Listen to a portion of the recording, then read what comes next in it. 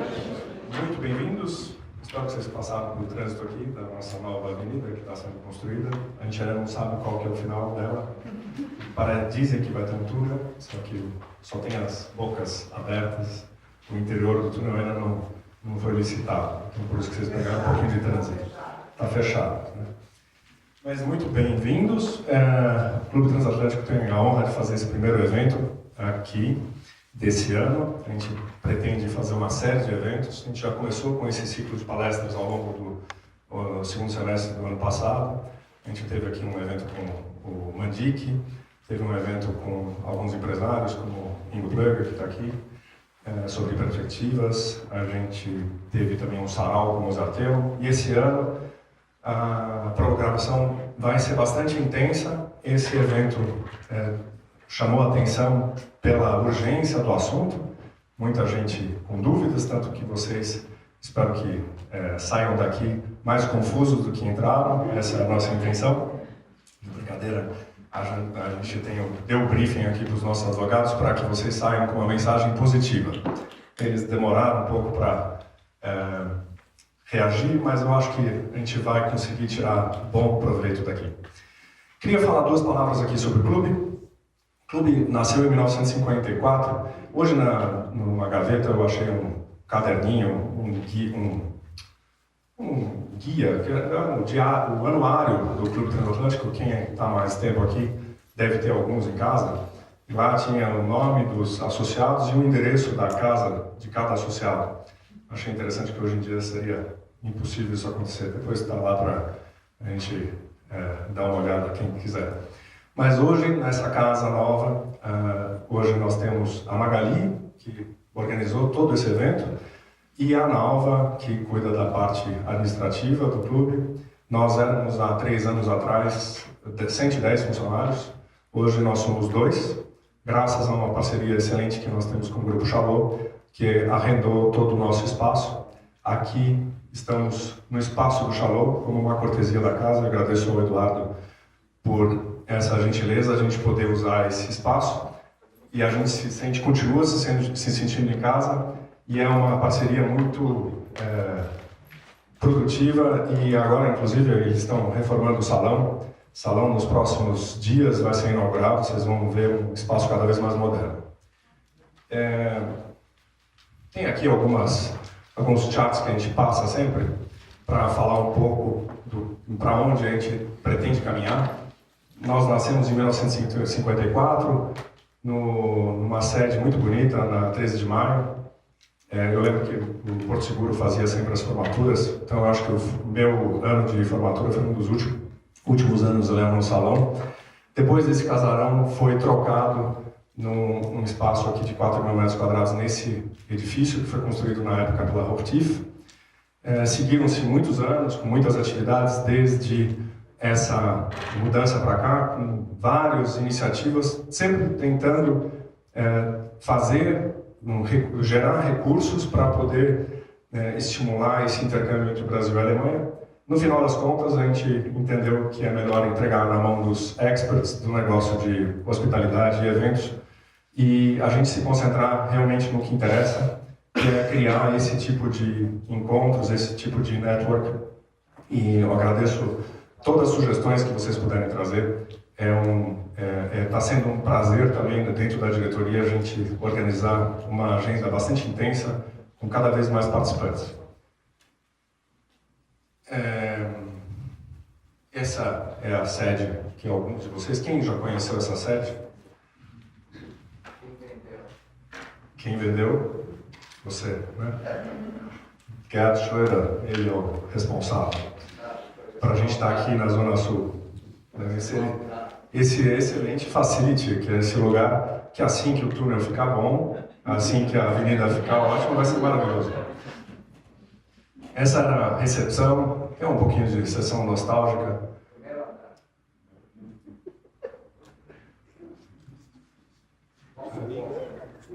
Tinha um bar, né? Aqui era o bolão, né? Inclusive essa pista de bolão existe aqui embaixo, é uma atração. Funciona, e quem já ouviu falar de bolão, vale a pena jogar, e quem ainda não ouviu, também vai se divertir, porque outro dia eu fui jogar com o Walter e alguns tradicionais atletas do bolão. Eu perdi todas as partidas, porque foi... perdi. Eu peguei o 7º colocado, de 7. Opa! Como é que eu volto aqui, eu acho? Acho que eu adiantei, né? Vocês podem voltar, 2? Eu apertei. Não. Eu acho que pode ir para frente. Então... Ok. Então isso aqui é só um chart que a gente inventou um dia sobre... Pronto. Então, a gente coloca as nossas necessidades nos anos 70 e, naturalmente, as necessidades de 2020 mudaram e estão mudando cada vez mais. Nossa intenção é posicionar, olhar para a Alemanha em 2020, Brasil em 2020, naturalmente com um cenário político favorável. Né? Em 2020 a gente espera que alguns candidatos aí, mas a gente não vai falar de política, que a gente tenha um ano muito promissor e que a gente consiga olhar para o futuro de uma forma bastante construtiva. Ser uma plataforma de encontros de empresários brasileiros, empresários alemães, europeus, vai ser, e com todas as... a gente não tem preconceito com nenhuma nacionalidade, eu acho que vai ser muito produtivo. E graças a essa parceria que nós temos aqui com o Shalom, é uma ótima solução ganha-ganha, com uma série de possibilidades que vão aparecer. Aqui tem alguns presidentes listados dos últimos anos. Alguns desses nomes são conhecidos. O Rüdiger Stumpf, que me trouxe aqui para o clube, que foi presidente da Lufthansa, acho que não está aqui hoje, deve estar viajando mais uma vez. E Rolf Wiegel, que foi o meu antecessor, foi do Deutsche Bank, muitos de vocês conhecem, ele está agora jogando golfe na Flórida e resolveu abandonar o nosso país, agora vem como turista. Esse foi um evento que a gente fez com o Mandik, com o Demi Gortko, que é o presidente da FAPESP. O Mandik queria falar sobre a arte de não fazer nada, e foi um evento muito interessante, alguns de vocês estavam aqui. Depois tivemos o evento com Ingo Plöger, com o Detlef Drale da HTB e com o Ricardo Abreu da Male. Aí teve o sarau com os bolsistas do Mozarteum. Esse é o nosso conselho. Depois não vou falar todos os nomes, porque senão a gente vai... mas tem alguns membros novos e os mais antigos. O Schroeder está ali no centro. Bom, eu vou falar de todos. Senão tem o Otto Baumgart, tem o Julius Meyerskampf. Nossa, eu vou passar vergonha aqui, melhor não. Tem o Panitsky, a Beate Boyd, está na foto? Está na foto. O Rüdiger Stumpf, o Pedro Schirmer, o Jan König, que é da Sixt, tem o Günther Bronkhorst, o Roland Galbach, a Vivian Kelber, que ofereceu os nossos vinhos, da Weinkeller, a Wiebke Rabich, que está aqui, e o...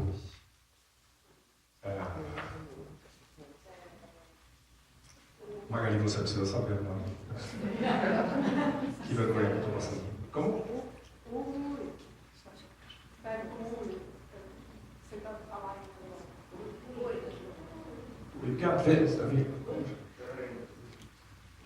Vika, wie heißt er? É meu vizinho, eu nunca sei como ele se chama. Eu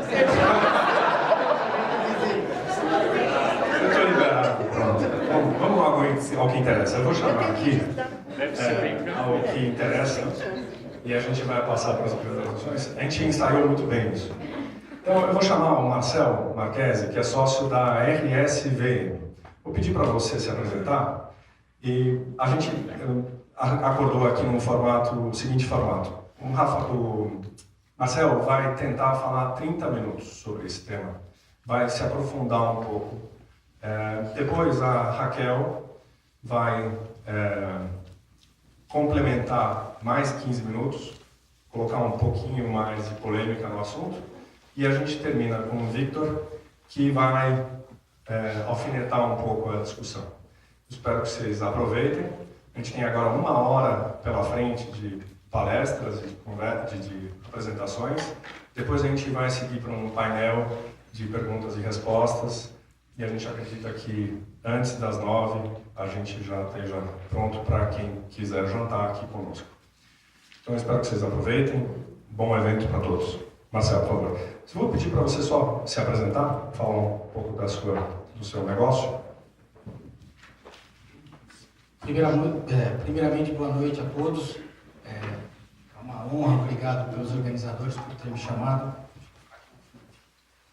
Eu sou advogado trabalhista, 100% puro trabalhista, 20 anos, e faço auditoria contábil, auditoria de passivo, só não lavo o banheiro se não pedir.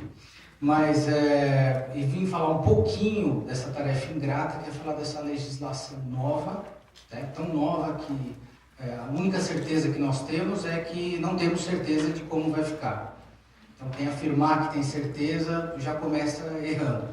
E uma legislação de mais ou menos 130 artigos em meia hora. Tá? Então, o que eu bolei aqui para ver se nós conseguimos manter a atenção de vocês? Eu vou passar os slides com a legislação, mas eu vou tentar ir no aspecto prático do dia a dia e ver o que nós sabemos até o momento dessa legislação. Tá? O que ela nos traz, o que ela vai adequar ou não adequar. Tá? O trabalho em casa. Mas eu sou um web designer, eles me mandavam um e-mail às 2 da manhã e depois às 4 da tarde. Está aqui a prova de hora extra. Tá, mas em casa você ficava como se fosse na dependência da empresa, mas fazendo o quê esse tempo todo? É rede social, tudo você ficou efetivamente trabalhando. Que é uma saída para o controle por tarefa.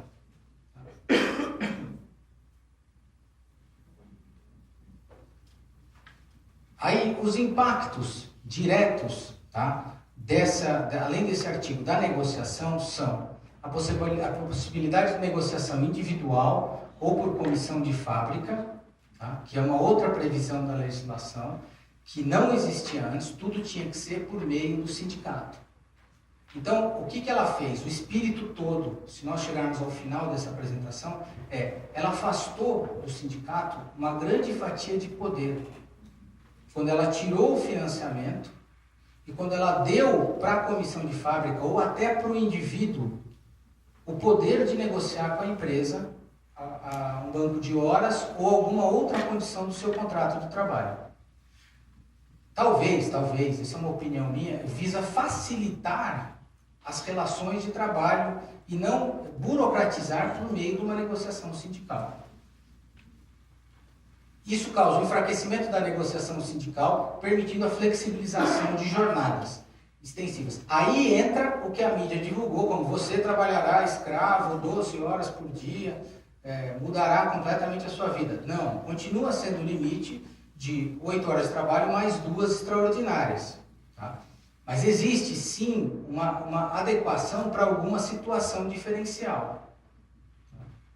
Para os clubes e bufês infantis, existe uma adequação de várias funções pertinentes aos sócios, delimitando carga horária individualizada para cada função, necessidade do horário disponível. Por exemplo, se você tem um trabalho, nós vamos falar um pouquinho do trabalho intermitente, um buffet infantil, ele tem a demanda para aquele funcionário o mês todo, ele mantém o contrato daquele funcionário, ela precisa estar lá, tem festa todos os dias.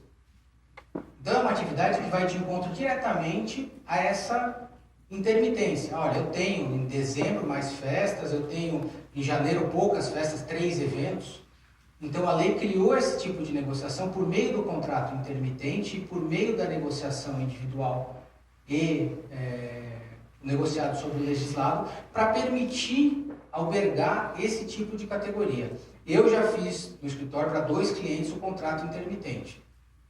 Está previsto na lei. Então a pessoa fica em casa e ela é chamada conforme a necessidade e recebe proporcionalmente por aqueles dias de trabalho.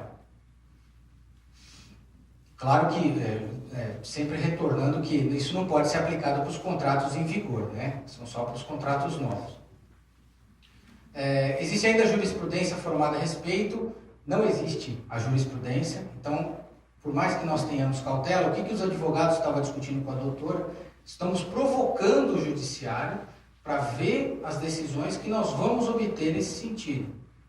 Porque existem muitas correntes contra, a favor, né? Vai sair uma orientação do TST semana que vem sobre várias das leis processuais, eles estão discutindo, que nem eles sabem o que vai aplicar ou não, como se aplicar ou não se aplicar essa nova legislação. Tá?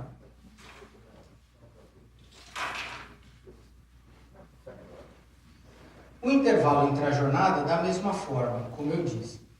Todo contrato de duração acima de 6 horas é obrigatório intervalo de no mínimo 1 hora com limite de 2 horas. Com o advindo da reforma, ele poderá ser negociado desde que não seja inferior a 30 minutos. O que acontece na prática? Mas por que estão falando isso? Porque anteriormente você tinha esse negociado, mas os funcionários chegaram aqui, eles só querem meia hora de refeição. Por quê? Porque eles moram longe, porque eles preferem, em vez de passar 1 hora, principalmente acontece, gente, com quem, nosso universo não cabe isso, mas com quem almoça na própria local de trabalho, quem tem um refeitório. Então, em vez de ele ficar 1 hora ali, come 20 minutos, meia hora e ficar parado, ele quer voltar para a residência dele. Então, as empresas faziam acordos coletivos para reduzir esse horário de almoço para meia hora. O que aconteceu anteriormente não se podia negociar, né? E nesse caso, inclusive, é regra de segurança e saúde do trabalho. Então, não podendo ser negociado, o judiciário posterior anulava esse acordo ou convenção coletiva e fazia a empresa pagar a outra meia hora para todos os funcionários. Então, isso foi, o que eu sempre digo, foi feito esse artigo exatamente para adequar uma realidade existente, para dar uma segurança jurídica à sua negociação. A outra mudança é com relação ao pagamento da hora extra pela supressão do intervalo. Uma vez que na atual norma jurídica prevê o pagamento do horário total com acréscimo de 50%. Apenas agora será só o suprimido. Ou seja, se você suprimisse o horário de almoço, a Justiça do Trabalho desenvolveu uma súmula dizendo que você deveria pagar não só o restante do que você suprimiu, mas todo o horário de almoço, 1 hora inteira. O banco de horas, tá? O banco de horas vai no mesmo sentido do negociado sobre o legislado. Mas o que é o banco de horas? O banco de horas são para atividades que realmente necessitam de uma flexibilidade. Tá? Como eu disse, 80 e poucos por cento da Justiça do Trabalho são pedidos, das ações distribuídas, são pedidos de horas extras. Então, o que se buscou fazer? Adequar para que fique um pouco mais claro, tá? Como ou não serão as horas extras. Se você negociar um banco de horas com um sindicato, na legislação anterior, era uma das coisas mais difíceis de se conseguir. Por quê? Eles achavam que ia prejudicar o funcionário, eles não queriam ampliar a jornada, tem que ser umas regras muito específicas. Agora, hoje em dia, mais e mais cargos necessitam dessa compensação, seja por conta do empregador e seu trabalho, seja por conta dos empregados. Que muitas vezes falam, olha, eu queria sair, dependendo do cargo e função, eu quero sair 2 horas mais cedo, eu quero voltar 2 horas mais tarde. Tá? Então, esse banco de horas não poderia ser negociado se não fosse pelo sindicato. Ele passa a ser negociado por acordo individual, limitando a compensação em 6 meses. Então, você pode fazer um acordo individual com o seu funcionário, com certas categorias, para poder fazer um banco de horas, adequar a realidade daquele pessoal. Nós temos um cliente que tem toda a produção 24 horas, mais o administrativo, ele tem uma jornada diferenciada, ele é fora, inclusive, das 9 às 18, e ele pediu esse contrato individual. Eu, nesse momento, aconselho a aguardar um pouco para ver quais serão as decisões dos tribunais. Mas a lei permite expressamente que seja feito diretamente com o indivíduo. Atualmente, quando é realizada uma hora extra, essa é acreditada no banco de horas e pode ser computada na proporção de 1 por 1. Agora, a lei falou, tá bom, você quer negociar diretamente com o funcionário, você vai ter que pagar o adicional. Então, cada hora que ele compensar, você vai ter que pagar, ou ele deixar ele compensar, 1h30. Tá? Mudou um pouco, antes você conseguia a compensação de 1 para 1. E a prestação de horas habituais não descaracteriza mais o banco de horas. Então, nós tínhamos um cenário. O banco... Eu acho que isso tem que tratar. 1 hora, se eu faço 1 hora a mais, eu compenso, ou a menos, eu compenso com 1 hora e meia. Então, se você faz 1 hora a mais, se eu tinha que trabalhar das 9 às 18, ficou até às 19, você tem um crédito de 1 hora e meia. Antigamente poderia ser negociado 1 para 1. O sindicato sempre queria 1 para 1,5. Agora, na legislação, ele fala que você pode fazer o acordo individual, mas tem que compensar com 50% a mais, seja 1, 2, 3. Tá? Então, ele entra no banco de horas com meia hora com 50% a mais. Mas, ô Marcelo, aí eu não tenho que me preocupar, por exemplo, com aquilo que traz previsão na minha convenção. De repente, por exemplo, das 18 às 19, falar 80%, eu não vou ter que jogar sobre 1 a 80%? Então, ela fala especificamente em 50%, porque aí você não está falando de hora extra. Você está falando de banco de horas, a natureza é diferente. Então, e essa é a confusão que todo mundo tem, agora está tendo em todo o dia a dia. O que fazer? O certo seria jogar 50, não aquilo que está na minha convenção. Né? Não é jogar 50, ele vai compensar 1 hora e meia, é 50% a mais. Mas como não está ligado diretamente à hora extra, e sim a uma compensação do banco, né, ela garantiu pelo menos 50% a mais. Quando ele diz que ele vai sair 1 hora mais cedo, Vamos deixar as perguntas eu para vou depois. ter 1 hora e meia de casa. Senão a gente... Não, é só de um lado. Continua sendo favorecido. Vamos continuar aqui. Agora, o que acontecia antigamente é esse banco de horas, mesmo sendo feito pelo sindicato, se você deixasse ele fazer habitualmente horas extras, mesmo que compensadas, a habitualidade descaracterizava o banco de horas e os juízes julgavam nulo e você tinha que pagar tudo de novo. Então, tem uma parte no artigo embaixo que diz: a habitualidade na compensação não descaracterizará o banco de horas. Também, são súmulas dos tribunais e decisões recorrentes que eles visaram adequar dentro da legislação. Eram matérias discutidas e rediscutidas há anos. O trabalho temporário. Tá? O trabalho temporário. A norma anterior previa um contrato temporário com prazo de 90 dias, prorrogáveis por mais 90. Com a reforma, os empregados podem efetuar o contrato de 120 dias, prorrogáveis por mais 120. O que acontece? Assim, eu enxergo com bons olhos essa parte da legislação. Se você tem uma necessidade esporádica e você precisa de um contrato temporário, você, assim, 290 dias seria um prazo muito curto, tá? Sendo que 120 dias e mais 120, eles fornecem maior flexibilidade para você trabalhar com aquele funcionário, se você vai precisar dele um pouco mais de tempo. Aí você fala, nossa, mas 240 dias, na Europa existe estabilidade para o funcionário contratado eterna. O que isso quer dizer? Não pode ser mandado embora, desde que não seja... só pode ser mandado embora por justa causa. Tá? Que é a Convenção 158 da Organização Internacional do Trabalho. Tá? E você fala, então tá bom, então por quê? Lá é o mundo perfeito, todo mundo tem estabilidade. Não é bem assim. Por exemplo, em Portugal, em 2003, eles mudaram a legislação e fizeram um contrato temporário. Um contrato temporário de até 3 anos, renovável 7 vezes. Então, o que aconteceu na evolução, eu tenho, se vocês quiserem a base legal depois, eu tenho o código português, deram uma volta nessa estabilidade e transformaram o contrato temporário em permanente. Então, assim, 120 dias ainda está dentro da minha tolerância. Também temos a inovação do trabalho intermitente, que a partir da vigência da legislação, nos casos dos clubes, também poderá ser adequado para as necessidades específicas. Todo mundo que olha a legislação do contrato intermitente fala, isso prejudica o empregado, isso aqui é prejudicial, isso vai prejudicar o empregado. que acontece? Ele é desenvolvido para categorias específicas, como funcionário de buffet, assim, são ideias que eu tenho, né? Funcionário do clube, mas em dezembro e janeiro eu tenho mais necessidade de garçons na beira da piscina. Em julho eu não preciso de ninguém lá.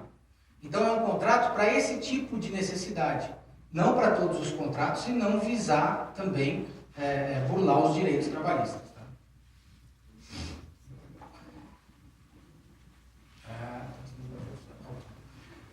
O trabalho autônomo também recebeu umas pinceladas nessa legislação nova. Ele deu valor ao autônomo, esse é um dos motivos da insegurança da lei, o que demonstra mais o que nós não sabemos que vai acontecer. O primeiro texto da legislação dizia que o contrato do autônomo poderia ser exclusivo e mesmo ele sendo exclusivo não gerava vínculo de emprego. 4 dias depois da entrada de vigor na lei, saiu uma medida provisória do presidente dizendo, não, veja só, é assim, mas não é bem assim. Se o autônomo tiver uma subordinação jurídica, ele vai ter o vínculo de emprego. E ele não pode mais ser exclusivo. Tá? Ou seja, foi na contramão do que ele mesmo tinha determinado, que a legislação tinha determinado, por uma pressão dos sindicatos, dos órgãos de classe. Continua sendo o trabalho com contratação de terceiros, serviços principalmente intelectuais e técnicos. Tá? Não se aplica em regra para trabalhadores de atividades mais simples e operacionais, tá? Tendo em vista as proteções da CLT.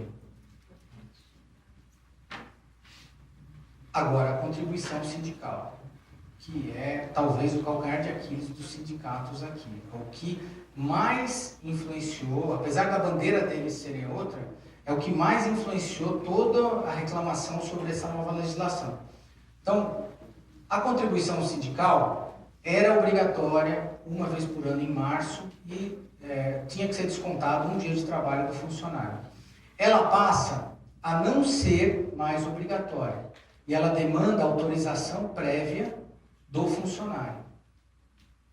Isso diz o que para mim? Isso diz para mim, não adianta você ficar sentado lá na sua cadeira esperando cair a sua contribuição. O sindicato deverá deverá se vender muito melhor para o seu beneficiado. Dar condições, alguns já davam, não diz que todos não davam, mas dar condições, o serviço melhor, dar suporte negocial para ele, estar presente nas necessidades do empregado para que ele autorize esse desconto do salário dele. Quantos já autorizaram ou não? É só em março. Ninguém ainda tem esse dado. Os sindicatos já começaram a correr, eu já tive uns 5 ou 6 notificações de sindicatos falando, não, veja só, isso não vale. Vamos negociar alguma coisa e coloque no acordo coletivo que você vai me pagar para sempre.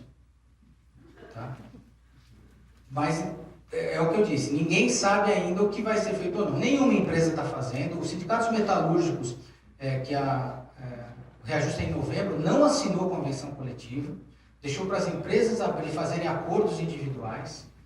Tá? Então, essa insegurança, principalmente do sindicato, foi gerada por esse artigo. Tá? O empregado vai ter a liberdade de escolha se ele vai contribuir ou não. E nenhuma outra coisa vai poder ser descontado dele se ele não autorizar. Tá? Vamos ver se continua valendo. Os efeitos, né, no meu modo de ver, são destrutivos para a força do sindicato inicial. Primeiro que corta diretamente a verba deles. Quando dá negociação coletiva e greves. E existia grande manifestação popular pelo não desconto. Por mais que o empregado fale, não, eu gosto do sindicato, existia um clamor popular pelo esse não desconto. Um outro ponto muito importante é a desnecessidade, a não necessidade agora de da homologação ser feita diretamente no sindicato. Ela pode ser feita diretamente na empresa. Isso tira também grande parte do poder do sindicato. Por quê? Antigamente ele passava pelo sindicato. A homologação passava por lá. Ele saía orientado juridicamente. Ele tinha um controle maior sobre a empresa. Você agora pode demitir o funcionário, mesmo com mais de um ano de de emprego diretamente na sua empresa. Tá? Também recebemos várias cartas de sindicatos de São Paulo dizendo, não, veja só, isso é ilegal, você terá que passar por aqui. Nos informe mensalmente quantos funcionários você está demitindo.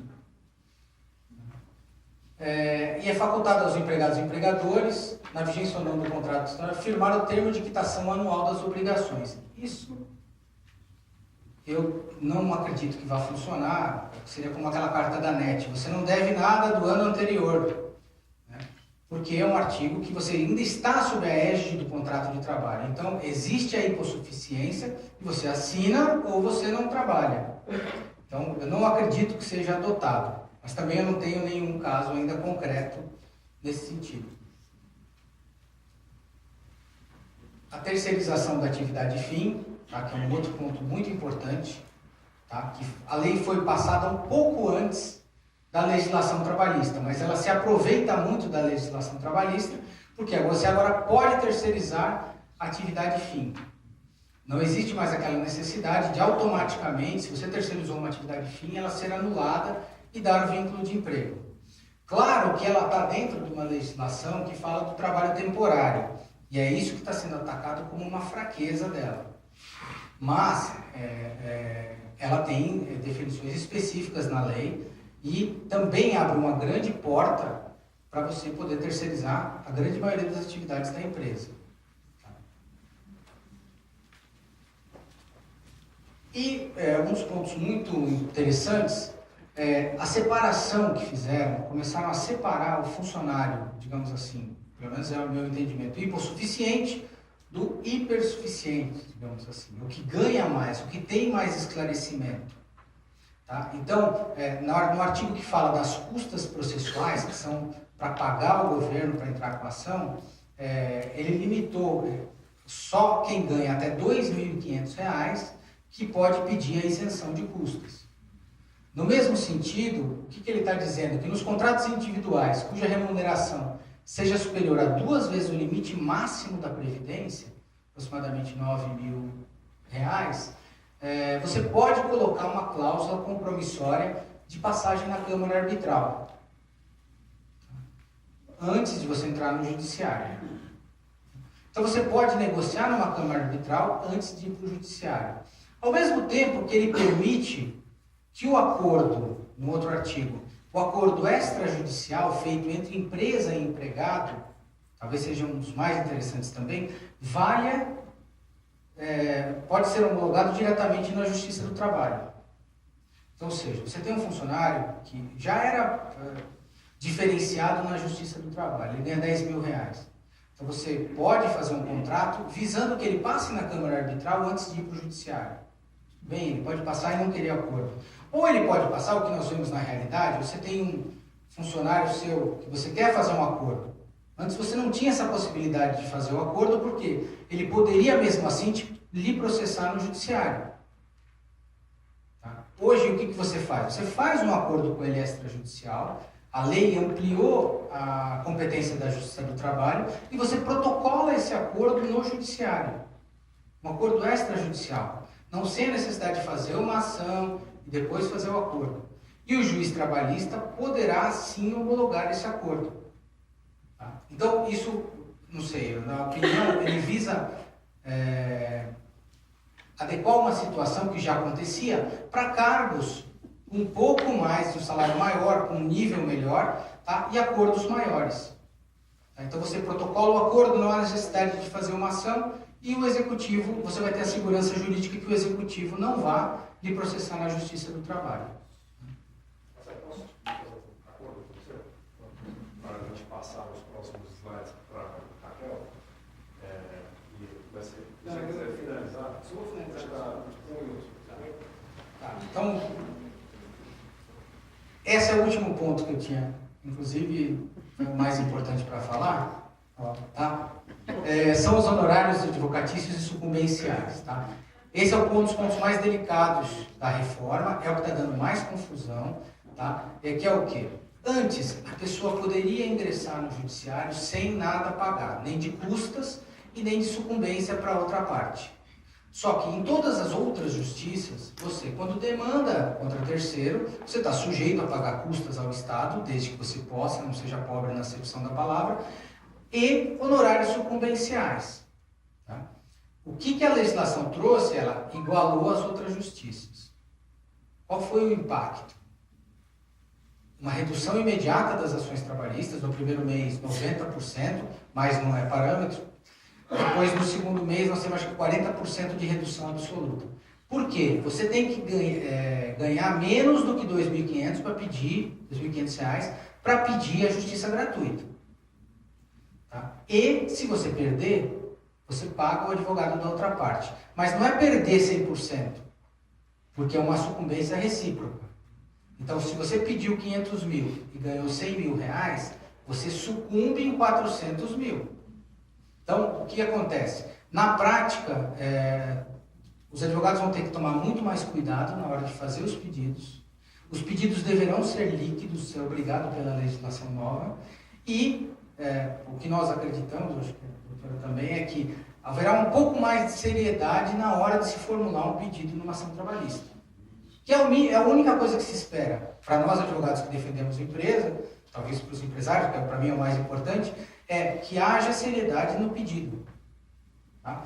Então, já estão saindo decisões nesse sentido. Eu já tenho mais de 20, tanto para um lado quanto para o outro. Tá? E eles não estão dando justiça gratuita. Os juízes, o que estão fazendo? Você sentou ali e fala, quanto você ganha? Ah, você ganha 7 mil? Está fora. Então, não dou justiça gratuita. Você vai pagar 2% do valor da causa e mais a sucumbência. Então, a impressão que eu tenho é de uma melhora. Tá? Nas relações de trabalho, nas condições para o empresário e na segurança jurídica do empresário. Espero que siga esse caminho de se adequar à realidade mundial, tá? E mudando os contratos de trabalho para as funções novas desenvolvidas depois de 43 até hoje. Tá? Vou encerrar, gente. Obrigado pela paciência.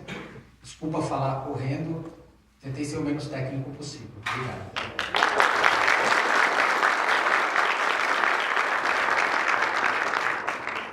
Doutora Raquel Spinola, subir aqui ao palco.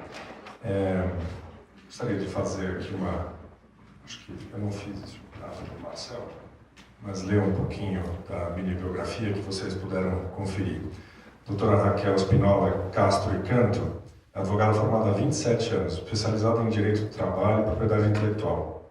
Ela é formada em Direito pela Universidade Mackenzie, com especialização em Direito Empresarial pela Universidade Mackenzie e pós-graduada com mestrado pela Fundação Getúlio Vargas, em Direito Empresarial, MBA, e também especializada pela UGV em Fusões e Aquisições, Due Diligence, especializada em Propriedade Intelectual pela Escola Superior de Advocacia, com habilitação em Docência. É um prazer ter a sua presença aqui. Você tem agora 15 minutos, podemos manter esse acordo, e depois seguimos com o Victor. Muito obrigado. Boa noite, obrigada pelo convite. Eu vou ser a desagradável da palestra, porque nós combinamos aqui, inclusive, né, que o Dr. Marcel iria fazer um apanhado geral dos pontos principais da reforma, e a minha parte ficou com mitos e verdades da reforma trabalhista. Então, o que a legislação veio trazer? Ela veio adequar, como o Dr. Marcel disse, a lei às realidades do mercado de trabalho. Então, a reforma ela trouxe, né, inúmeras adequações no dia a dia das empresas, vindo de encontro às práticas que já vinham sendo adotadas. Uma delas, como foi citado, foram os acordos extrajudiciais. O que acontecia é que as empresas, em geral, principalmente nesses cargos mais altos, tinham a necessidade de, quando o empregado se desligava, fazer um acordo para que se evitasse exatamente uma demanda judicial, e ficava insegura, porque qualquer acordo particular ele estava sujeito a ser anulado ou então que só dessem quitação para as verbas que tivessem sido discriminadas naquele instrumento e outras poderiam ser pleiteadas na Justiça do Trabalho. E esses acordos tinham risco não só para as empresas, por essa questão que eu acabei de dizer, mas como para os empregados, que se o acordo era extrajudicial, a única garantia que eles tinham era no máximo protestar um cheque. Um acordo judicial, ele é feito inclusive com imposição de multas e você tem um título executivo. E os advogados sofriam uma sanção porque se o juiz percebesse que aquele acordo, aquela ação, né, que tinha sido distribuída na justiça para fazer um acordo, era uma simulação, podia oficiar o AB e os advogados podiam vir a perder inclusive a habilitação profissional. Então isso foi um grande avanço realmente, mas mais para frente eu vou também comentar que a justiça, né, o judiciário teve uma grande reação com relação a essa lei e fizeram, inclusive já tem enunciados, né, a Associação Nacional dos Magistrados da Justiça do Trabalho se reuniu antes de entrar em vigor a lei e em outubro do ano passado editou 125 enunciados que eles já estão dizendo qual a posição deles sobre a aplicação da lei, como eles vão interpretar a lei. De acordo com os tratados internacionais, Convenção 158 da OIT, Constituição Federal, Código Civil, Código de Processo Civil. Então, essa lei ela não vai ser interpretada exatamente como ela está. Ela vai ser interpretada de uma forma mais ampla.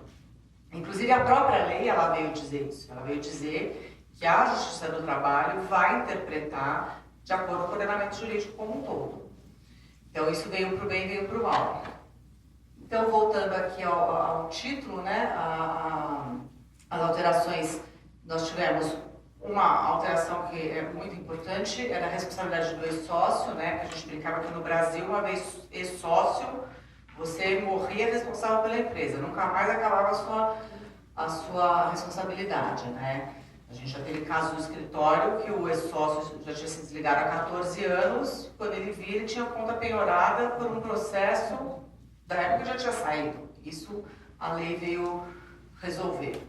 Conceituou, como o Dr. Marcel disse, limitou o tempo à disposição do empregado a favor do empregador, aumentou o limite semanal do trabalho a tempo parcial e autorizou hora extra nessa modalidade de contrato, que antigamente, até essa reforma, a gente já tinha na CLT o contrato a tempo parcial, mas não era permitido hora extra sob pena de descaracterizar o contrato. Autorizou a prorrogação de jornadas insalubres sem necessidade de autorização das autoridades, que também era outra necessidade que se tinha. Estabeleceu regras para o teletrabalho, inclusive já na lei determinando a exclusão das horas extras nessa modalidade de trabalho, que foi o que o Dr. Marcel disse. Outra importante mudança com relação ao intervalo que foi dito, essa lei ela alterou a natureza jurídica do intervalo, porque o intervalo antes ele tinha uma natureza salarial. Então, o que acontecia? Você pagava o valor da hora mais do adicional e isso refletia em outras verbas. Então, você tinha um desdobramento de passivo para a empresa que agora você não tem mais, porque você, esse horário ele é uma verba agora indenizatória, então não incide nenhuma verba salarial, você não tem INSS, você não tem FGTS, você não tem nenhum outro encargo sobre ela. E você vai pagar só apenas o período suprimido. Então, se o empregado fez 50 minutos, você só vai pagar 10 minutos que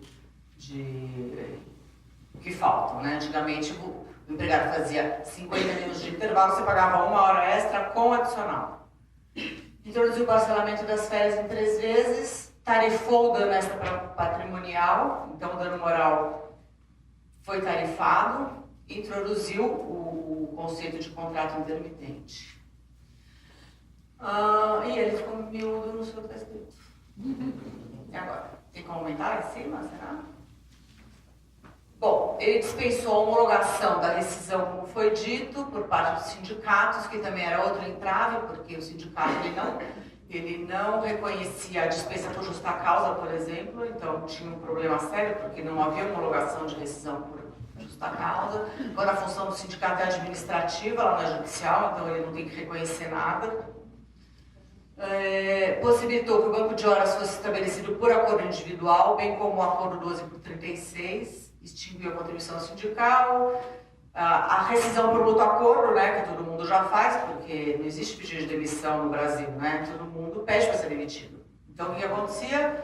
O empregado pedia para ser demitido, daí tinha que devolver os 40%, que era uma ilegalidade, e daí a confusão estava armada, né? Entrava com ação, daí comprovava que tinha devolvido os 40%, a empresa tinha que devolver. Bom, acabaram com a história, então agora reconheceram que você pode ter a rescisão por mútuo acordo. Entre outras alterações que já foram ditas, eu não vou repetir, né? Bom, o trabalho intermitente, ajuda de custo, isso foi uma alegria que durou pouco, né? Porque as parcelas remuneratórias que não iam incorporar o salário, como diárias além de 50%, prêmios, com a alteração da medida provisória 4 dias após, elas já voltaram a incorporar o salário, como era antes no 457, no artigo da CLT que trabalhava. Bom, eu vou abordar rapidamente 7 temas que foram alterados pela medida provisória que entrou em vigor 4 dias depois da lei, que foi essa questão dos acordos extrajudiciais, a tarifação da indenização do dano moral, a aplicação da nova lei aos contratos em vigor, o contrato de trabalho intermitente para todas as atividades, a jornada 12 por 36 sem intervenção do sindicato, o autônomo exclusivo e o padrão de vestimenta das logomarcas. O que aconteceu? Então, a nova lei, ela veio dar segurança jurídica? É um mito ou uma verdade? A resposta é não, ela não veio dar segurança jurídica. O Dr. Marcelo estava dizendo no começo da apresentação dele que muitas questões vão ser levantadas, a lei entrou em vigor dia 11 de novembro e na sequência nós tivemos já o recesso da Justiça do Trabalho, então nós tivemos uma diminuição dos processos que entraram, porque a maioria entrou até dia 9 de novembro, né? Dia 9 de novembro teve uma enxurrada de processos na Justiça. Por quê? Porque a intenção era que se aproveitasse a lei nova, a lei antiga, né, que os processos tramitassem sobre o manto da lei antiga, que também é outra situação que não está revelando verdadeira. Eu mesmo já tive processos que distribuídos na lei antiga que os juízes já estão julgando, já estão aplicando a lei processual nova. Então depende de cada juiz, eles estão adotando uma posição. Então na prática, como é que vão ficar essas homologações? Na prática, os advogados, né, cada parte vai ter que ter um advogado habilitado, não vai poder ser o mesmo advogado. Nós vamos ter que distribuir essa ação, né, esse acordo, não mais uma ação, mas um acordo. A Justiça do Trabalho da 2ª Região, que é a nossa, ela tem uma comissão um núcleo de composição de litígios e eles determinaram que esse núcleo, ele analisará, com base no poder e na autonomia do juiz, se o acordo vai ser homologado ou não. Então, não vai ser mais aquela ideia de que, vamos fazer um acordo, vamos distribuir e ok. Não vai ser ok. Esse núcleo vai analisar, ele vai ver se existe vício de vontade das partes ou alguma outra nulidade do negócio jurídico, né? Erro, vício, dolo, coação ou fraude. Ele pode marcar uma audiência para ver se é realmente a vontade das partes. Pode recusar o acordo, se o acordo for ilegal ou for ilícito.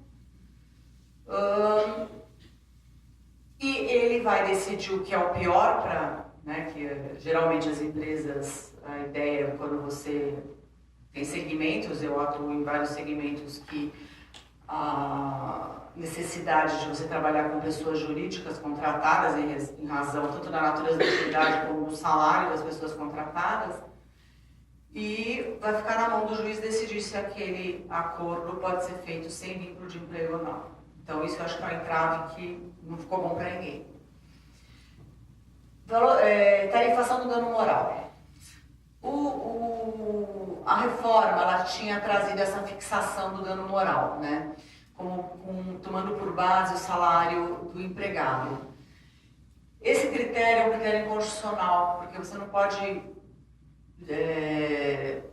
fixar uma indenização com base de criar categorias diferentes de seres humanos, né? Então, quem ganha 5 salários mínimos vai ter uma indenização com base em 5 salários mínimos, outro que ganha 20 salários mínimos, a dor dele é mais cara de quem ganha 5 salários. Então, em razão dessa inconstitucionalidade, houve na mudança da medida provisória 808, que entrou em vigor dia 14 de novembro e que vai ficar em vigor até dia 22 de fevereiro, podendo ser reeditada, tomou-se por base o quê?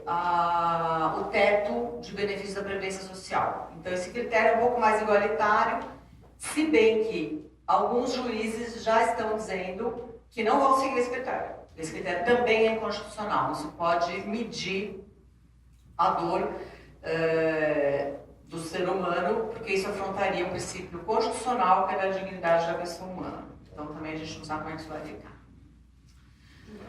A aplicação da nova lei aos contratos em vigor, mito ou verdade?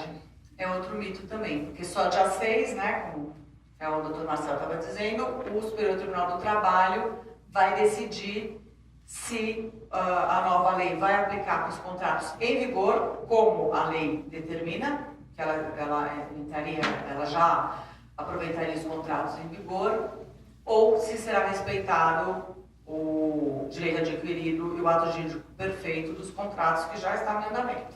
Então a gente também não sabe como isso vai ficar. A jornada intermitente para todas as atividades, na verdade, a medida foi criada exatamente para essas situações que o doutor Marcelo estava dizendo. Para bares, restaurantes, eventos, atividades que a natureza é intermitente, não você estender para todos. Então, os juízes também estão entendendo, e eu vi um encontro, né, que eu mencionei, que eles já fizeram 125 enunciados, que vai ser um norte para o que eles vão aplicar e como eles vão entender. E eles estão entendendo que eles vão reconhecer o trabalho intermitente com a jornada intermitente quando a natureza da operação for intermitente. Então, buffet infantil, por exemplo, restaurante, final de ano que tem mais movimento, tudo bem. Jornada 12 por 36, mediante acordo individual. Também não vai ser admitido, porque a Constituição Federal tem disposição expressa sobre essa matéria, então diz que só mediante acordo ou convenção coletiva. Antigamente era admitida essa situação para o pessoal que trabalhava na área da saúde, então o tribunal, inclusive, já tinha a súmula, veio reconhecendo. Não vai ser possível fazer esse acordo por individual, e sim só por convenção, acordo coletivo. Então, a compensação de horários também, o banco de horas também.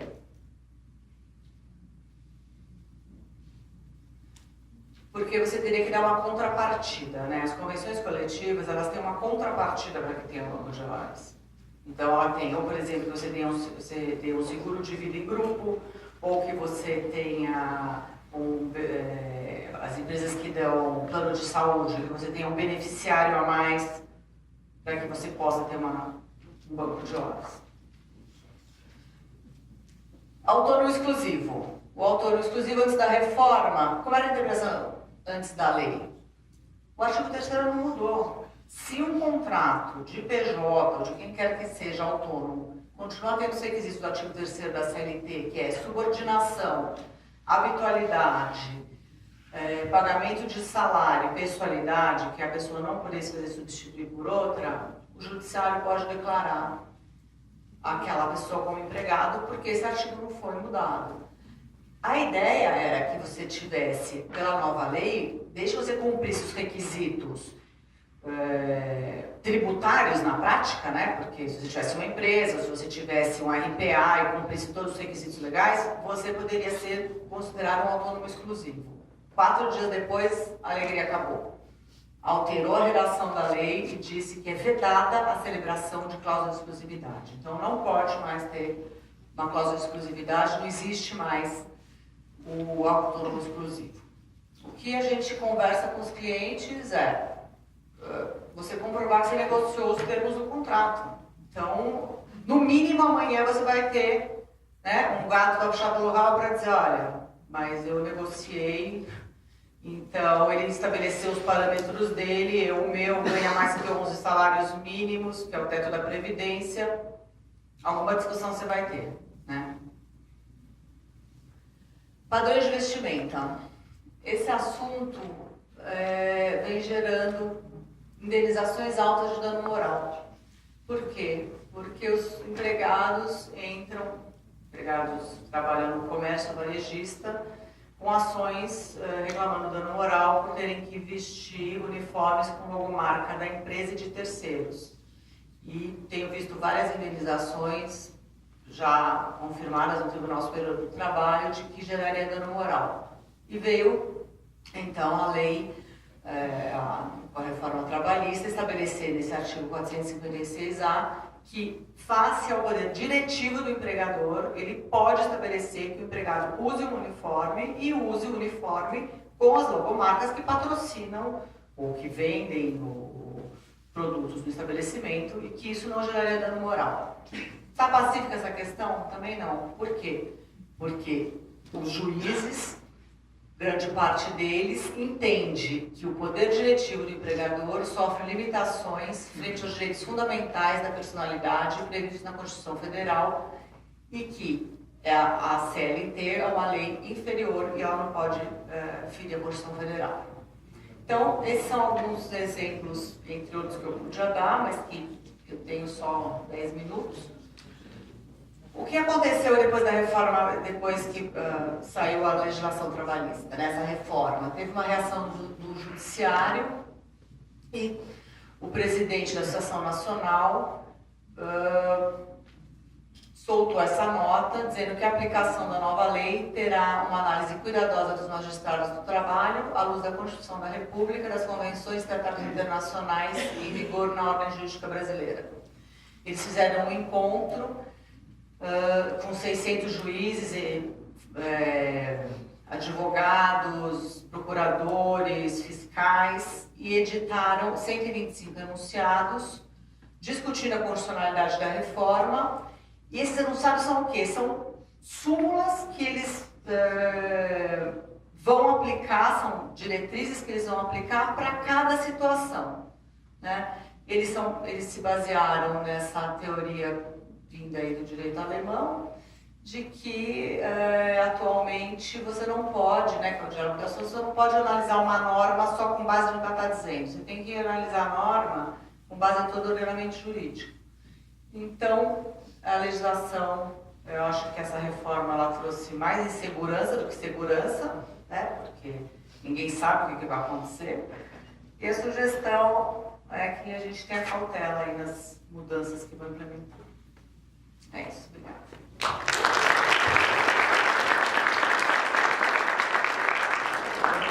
Agora eu vou chamar o nosso amigo Victor.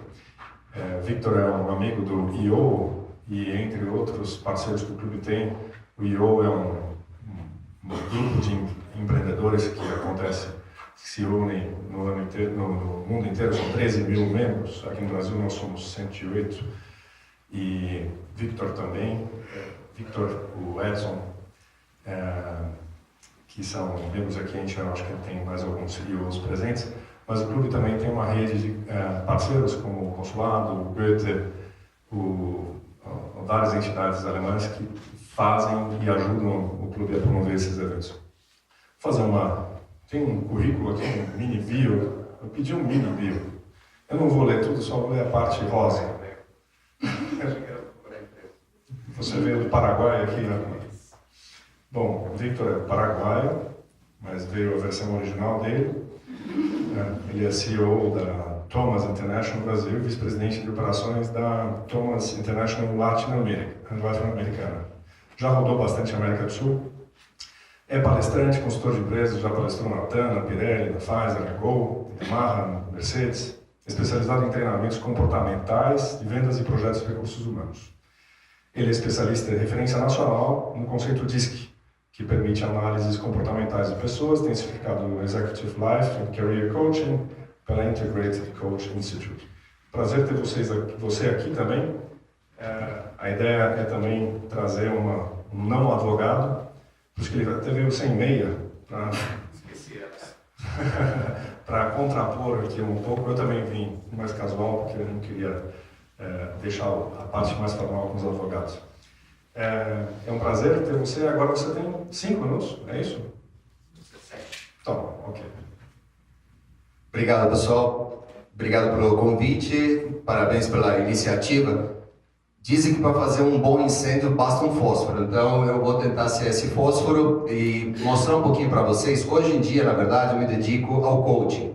E pesquisando sobre o mercado de trabalho, como é que tem evoluído para tentar apoiar os meus clientes mais novos, que são os clientes na fase de ensino médio, tentando escolher suas carreiras, eu fiz algumas pesquisas sobre o mercado de trabalho e queria provocar essa discussão para o que vem pela frente, né? Então, as leis de trabalho e o novo mundo de trabalho.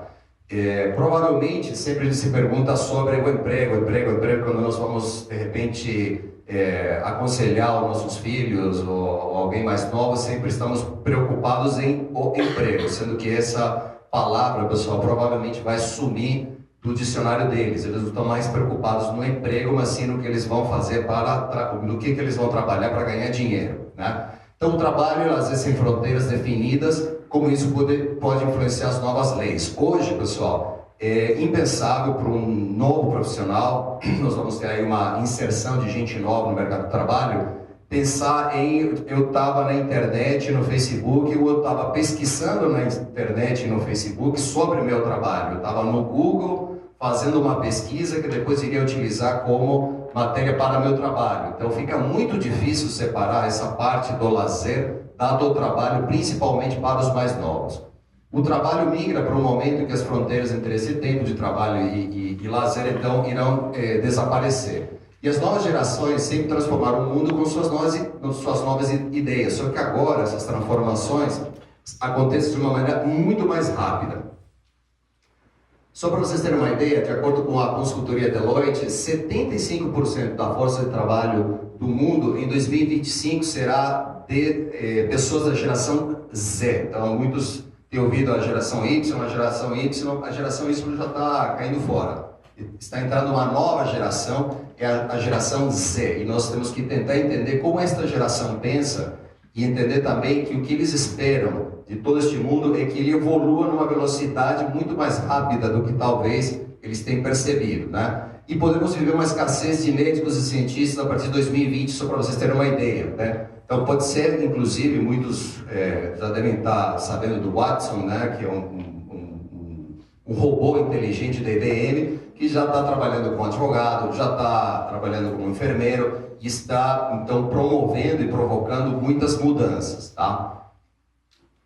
Aquele emprego que você conhece provavelmente não vai existir mais, né? Esse relatório da The New World Order, divulgado pela Foundation for Young Australians, aponta que 60% dos jovens no país estão aprendendo profissões que deixarão de existir nos próximos 10 anos. Para pensar nisso. Nós estamos aqui preocupados em algumas leis, algumas coisas, e de repente, né, algumas das coisas vão simplesmente desaparecer em 10 anos. Eu, inclusive, tenho uma teoria de que é provável que em 15, 20 anos seja mais barato extrair um dente do que pintar uma parede ou pintar um apartamento, porque você vai ter um aplicativo, ou um vídeo, ou um instrumento que vai ser relativamente mais barato ao fazer uma coisa, porque quem vai, né? Pensa direito, quantos de vocês têm algum conhecido que pensa em seguir a profissão de pintor? Mas nós vamos precisar pintar a tal da parede ainda, né? Então vai haver muita mudança no mercado de trabalho. Eu não sei o que está ali escrito embaixo, em latim, mas é só para provocar novamente, como eu disse, estava tudo isso planejado. Vou falar de 8 novas profissões que esta nova lei que nós estávamos vendo, pessoal, deveria contemplar pelo menos em como legislá-la, né? Analistas e programadores de internet das coisas. Quem sabe o que é isso? O que esse pessoal faz? Poucos, né? Quem é de TI seguramente sabe, mas sabe aquela geladeira que agora te avisa qual é o produto. Agora eu vou chamar o nosso amigo Victor. Victor é um amigo do IO e, entre outros parceiros que o clube tem, o IO é um grupo de empreendedores que acontece, que se unem no ano inteiro, no mundo inteiro. São 13 mil membros. Aqui no Brasil nós somos 108. E Victor também, Victor, o Edson, que são membros aqui, a gente acho que tem mais alguns CEOs presentes, mas o clube também tem uma rede de parceiros como o Consulado, o Goethe, várias entidades alemãs que fazem e ajudam o clube a promover esses eventos. Vou fazer tem um currículo aqui, um mini bio, eu pedi um mini bio. Eu não vou ler tudo, só vou ler a parte rosa. Você veio do Paraguai aqui, né? Bom, o Victor é paraguaio, mas veio a versão original dele. Ele é CEO da Thomas International Brasil, vice-presidente de operações da Thomas International Latino-Americana. Já rodou bastante a América do Sul. É palestrante, consultor de empresas, já palestrou na TAM, na Pirelli, na Pfizer, na Gol, na Yamaha, na Mercedes. Especializado em treinamentos comportamentais, de vendas e projetos de recursos humanos. Ele é especialista em referência nacional no conceito DISC, que permite análises comportamentais de pessoas, tem certificado no Executive Life and Career Coaching pela Integrated Coach Institute. Prazer ter você aqui também. A ideia é também trazer um não advogado, por isso que ele até veio sem meia, para contrapor aqui um pouco. Eu também vim mais casual, porque eu não queria deixar a parte mais formal com os advogados. É um prazer ter você. Agora você tem 5 minutos, é isso? Então, ok. Obrigado, pessoal.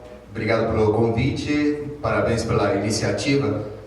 Dizem que para fazer um bom incêndio basta um fósforo. Então eu vou tentar ser esse fósforo e mostrar um pouquinho para vocês. Hoje em dia, na verdade, eu me dedico ao coaching. E pesquisando sobre o mercado de trabalho, como é que tem evoluído para tentar apoiar os meus clientes mais novos, que são os clientes na fase de ensino médio, tentando escolher suas carreiras, eu fiz algumas pesquisas sobre o mercado de trabalho e queria provocar essa discussão para o que vem pela frente, né? Então, as leis de trabalho e o novo mundo de trabalho.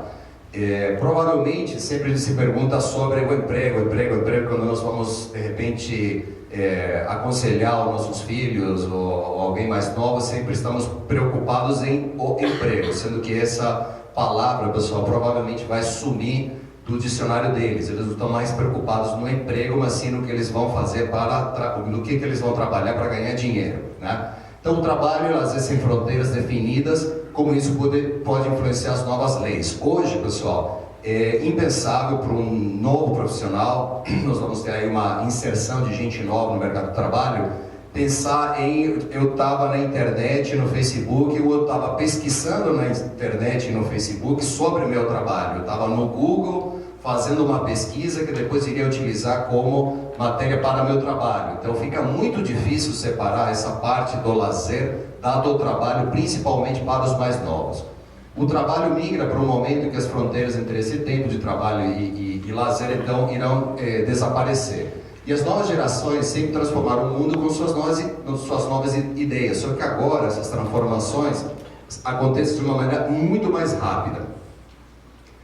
Só para vocês terem uma ideia, de acordo com a consultoria Deloitte, 75% da força de trabalho do mundo em 2025 será de pessoas da geração Z. Então, muitos têm ouvido a geração Y, a geração Y já está caindo fora. Está entrando uma nova geração, é a geração Z. E nós temos que tentar entender como esta geração pensa e entender também que o que eles esperam de todo este mundo é que ele evolua numa velocidade muito mais rápida do que talvez eles tenham percebido, né? E podemos viver uma escassez de médicos e cientistas a partir de 2020, só para vocês terem uma ideia, né? Então pode ser, inclusive, muitos já devem estar sabendo do Watson, né? Que é um robô inteligente da IBM, que já está trabalhando como advogado, já está trabalhando como enfermeiro, e está, então, promovendo e provocando muitas mudanças, tá? Aquele emprego que você conhece provavelmente não vai existir mais. Esse relatório da The New Work Order, divulgado pela Foundation for Young Australians, aponta que 60% dos jovens do país estão aprendendo profissões que deixarão de existir nos próximos 10 anos. Para pensar nisso. Nós estamos aqui preocupados em algumas leis, algumas coisas, e de repente, né, algumas das coisas vão simplesmente desaparecer em 10 anos. Eu, inclusive, tenho uma teoria de que é provável que em 15, 20 anos seja mais barato extrair um dente do que pintar uma parede ou pintar um apartamento, porque você vai ter um aplicativo, ou um vídeo, ou um instrumento que vai ser relativamente mais barato fazer uma coisa, porque quem vai, né? Pensa direito, quantos de vocês têm algum conhecido que pensa em seguir a profissão de pintor? Mas nós vamos precisar pintar a tal da parede ainda, né? Então vai haver muita mudança no mercado de trabalho. Eu não sei o que está ali escrito embaixo, em latim, mas é só para provocar novamente, como eu disse, estava tudo isso planejado. Vou falar de 8 novas profissões que esta nova lei que nós estávamos vendo, pessoal, deveria contemplar pelo menos em como legislá-la, né? Analistas e programadores de internet das coisas. Quem sabe o que é isso? O que esse pessoal faz?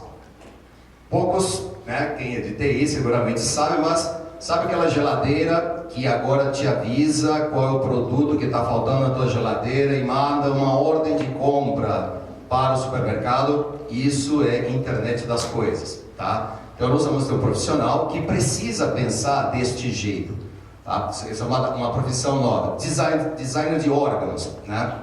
Impressoras 3D cada vez estão ficando mais e mais e mais evoluídas. O último ponto agora considerado o mais realizável de todos, né? Tem desde as coisas em ficção até o que pode ser realizado. Por exemplo, você tirar uma foto do teu pé e automaticamente mandar fazer teus sapatos efetivamente como o teu pé direito e o teu pé esquerdo são, para você ter teus sapatos absolutamente personalizados. Isso entra na fase de impressões 3D. Arquitetos de novas realidades, né? Realidade aumentada nada mais é do que um conceito de fazer com que as coisas virtuais interajam com o mundo real. Ou seja, eu quero saber quanto mede este auditório. Eu posso pegar meu celular e simplesmente com uma luz laser passar assim, e ele vai me dizer: você tem tantos metros quadrados aqui, pronto, eu interajo com essas coisas. Advogado especializado em drones e segurança cibernética, né? O quanto pode ser considerado uma invasão de privacidade eu estar na minha casa de praia e alguém estar brincando com seu drone e estar filmando tudo aquilo lá, né? Nós precisamos talvez de novas leis, ou eu estava trabalhando, eu não estava trabalhando, eu estava me divertindo, para que eu vou usar essas informações, como eu meço ou me protejo disso. Especialista em mobile marketing, super simples, né? 75% dos acessos de internet hoje no Brasil são feitos já através de mobile, e programar para um telefone celular é muito diferente de programar fora dele.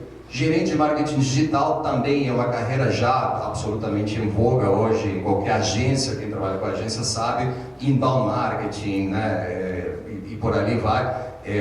Teus posts, hoje você prefere de repente contratar a Globo, a Veja, ou escolher teu público e fazer um post no Instagram, um post no Facebook e assim por diante. Gestor de ecorrelações, como é que a empresa se relaciona com o meio ambiente, como é que ela mantém o equilíbrio entre suas atividades e o meio ambiente. E por último, bioinformacionista, né? Não é somente já criar melhores remédios, mas evitar com que você fique doente. É a mistura de genética com tecnologia para evitar que você fique doente, né? Então, quis passar rapidamente por essas profissões para que a gente entendesse como ele tem evoluído. Queria mostrar para vocês um vídeo, ele tem viralizado por aí, eu já recebi em mais de um grupo de WhatsApp. Talvez a qualidade não seja das melhores, mas eu gosto muito da mensagem que ele passa, e depois eu finalizo com a minha provocação final, tá bom?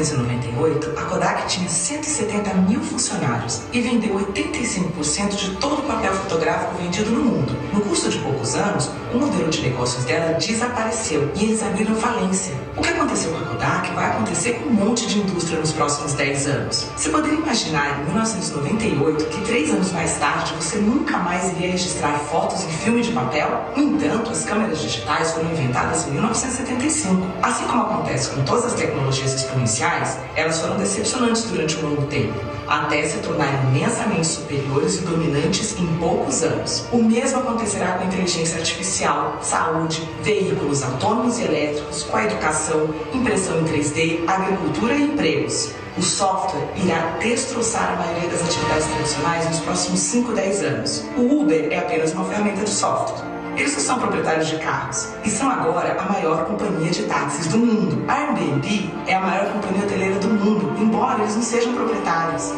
Inteligência artificial. Computadores estão se tornando exponencialmente melhores no entendimento do mundo. Nos Estados Unidos, advogados jovens já não conseguem empregos. Com o Watson da IBM, você pode conseguir aconselhamento legal com 90% de exatidão se comparado com os 70% de exatidão quando feito por humanos. Por isso, se você está estudando direito, pare imediatamente. Haverá 90% menos advogados no futuro. Apenas especialistas permanecerão. O Watson já está ajudando enfermeiras a diagnosticar câncer, 4 vezes mais do que enfermeiras humanas. O Facebook incorpora agora um software de reconhecimento de padrões que pode reconhecer faces melhor que os humanos. Em 2030, os computadores se tornarão mais inteligentes que os humanos. Veículos autônomos. Já em 2018, os primeiros veículos dirigidos automaticamente aparecerão ao público. Ao redor de 2020, a indústria automobilística... E por causa de uma falência de uma empresa do meu pai, eu sou altamente atingido por centenas de ações trabalhistas do passado que pedem valores absurdos e que praticamente me colocam como pária. Eu não posso ter um dinheiro na minha conta que eles penhoram de todo lado. Isso é uma coisa que só existe no Brasil. E no Brasil existe também uma coisa interessante, que a justiça do trabalho é uma excrescência, uma coisa maluca, né? Custa 17 bilhões de reais ao ano, tem 54 mil pessoas privilegiadas lá trabalhando, e com essas mudanças da legislação trabalhista, vocês veem que isso possa se reduzir um pouco, que possa vir um pouco mais a normalidade de outros países e isso custe menos, porque distribuem, pelo jeito, pelo que eu li, 9 bilhões de reais ao ano, injustamente, causando custos enormes às empresas, e custam 17. Então era mais fácil distribuir o dinheiro sem justiça trabalhista, né? E, por outro lado, eles criam as próprias regras. Você vê que entra uma nova lei em vigor, eles questionam, criam um cento e não sei quantas súmulas, e eles se acham realmente donos da verdade. Eles têm um monte de julgamentos que são inconstitucionais, né? Eles não respeitam, eles transgridem a personalidade jurídica, eles vão do jeito que eles querem, né? Então, não sei se vocês consideram, queria fazer essa pergunta, que essa excrescência do Brasil, da justiça trabalhista, possa diminuir ou ser amenizada com essa nova legislação. Caso do teve, do passado, vai mudar alguma coisa? Respondendo a sua pergunta, em primeiro lugar, eu acredito sim. E é uma das coisas que a gente já discutiu bastante. Eu brigo para que exista uma regulamentação. Vão dizer que é inconstitucional, vão dizer que a lei está errada, mas é o que trazer um pouco mais de seriedade para ela. Agora, vale a pena tocar num ponto, é o seguinte: ela gasta assim 16 bilhões por ano, ela distribui acho que 20, tá? E o que acontece vale também se pensar quem é o maior beneficiário desses direitos, tá? Porque todo o processo trabalhista detém 27,5% de imposto de renda e INSS de 28% pelo menos. Então quem é que está recebendo? E 30% dos advogados, né? Eu ia chegar lá. Então você está falando aí de 54% mais 30% do advogado. Quem é o maior beneficiário com a Justiça do Trabalho? Então eles arrecadaram 10 bi no ano passado, foi a previsão só de INSS e imposto de renda. Então é uma estrutura que tem certos interesses gerais.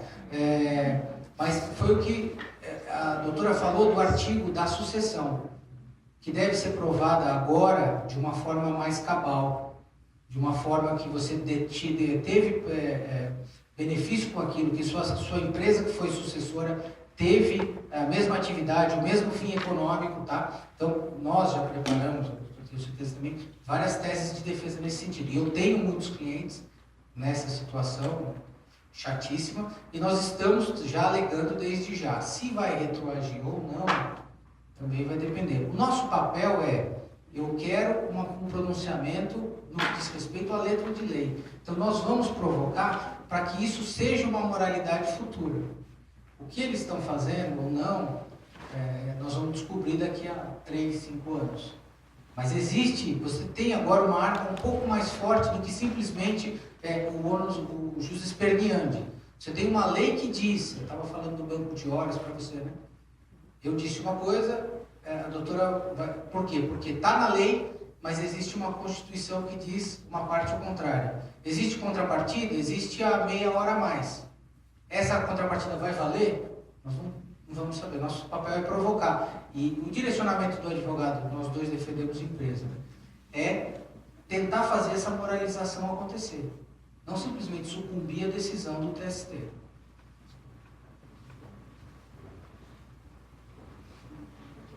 Vou emprestar para o microfone. Deixa eu fazer uma pergunta. Hoje de manhã saiu a pesquisa econômica de emprego do IPEA, né?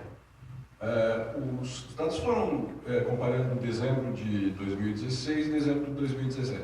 Os dados foram muito interessantes, os dados, né?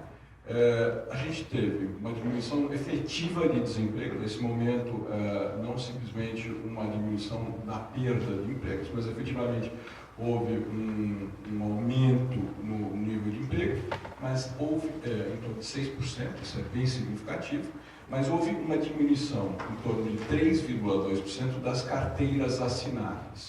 Vocês acham que isso é decorrente da reforma trabalhista já?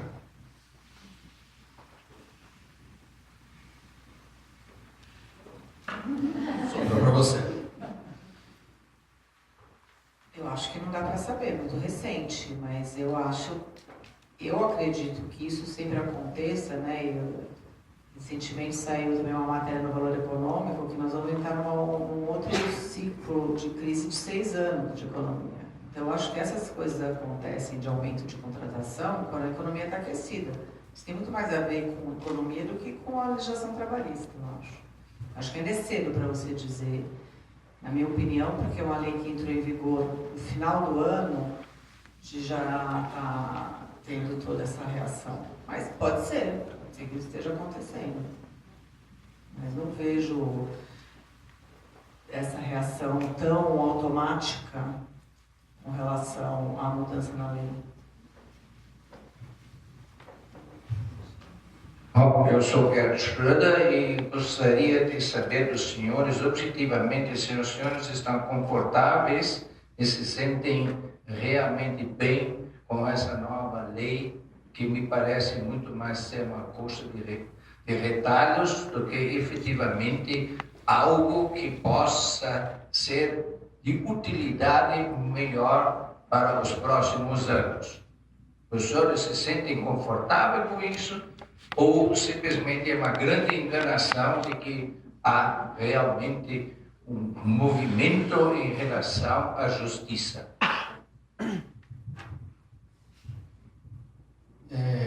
Realmente é uma coxa de retalhos, eu posso... No momento que nós temos a opinião pessoal.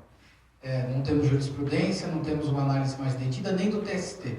Mas é uma coxa de retalhos, mas é uma coxa de retalhos que vem abarcar necessidades que já existiam e não é simplesmente um apanhado de artigos, porque enfrentou uma questão que nenhum presidente, anteriormente, esse projeto de lei é de 96, se não me engano, enfrentou uma questão que nenhum legislador quis fazer.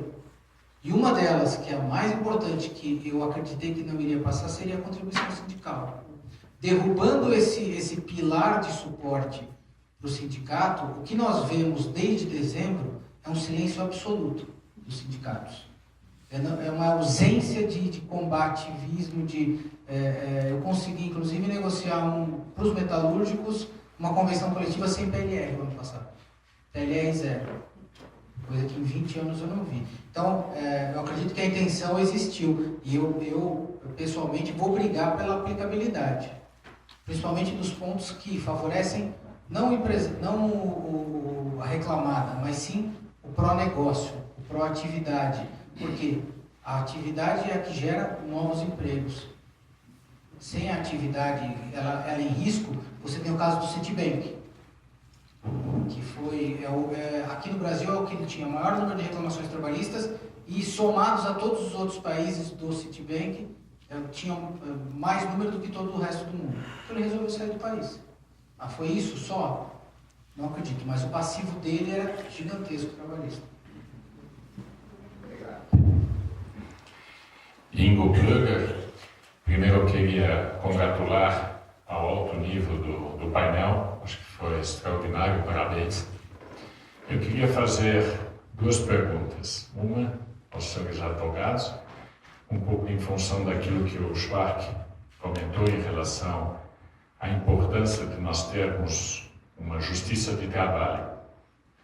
No Congresso existem forças que querem eliminar a justiça do trabalho.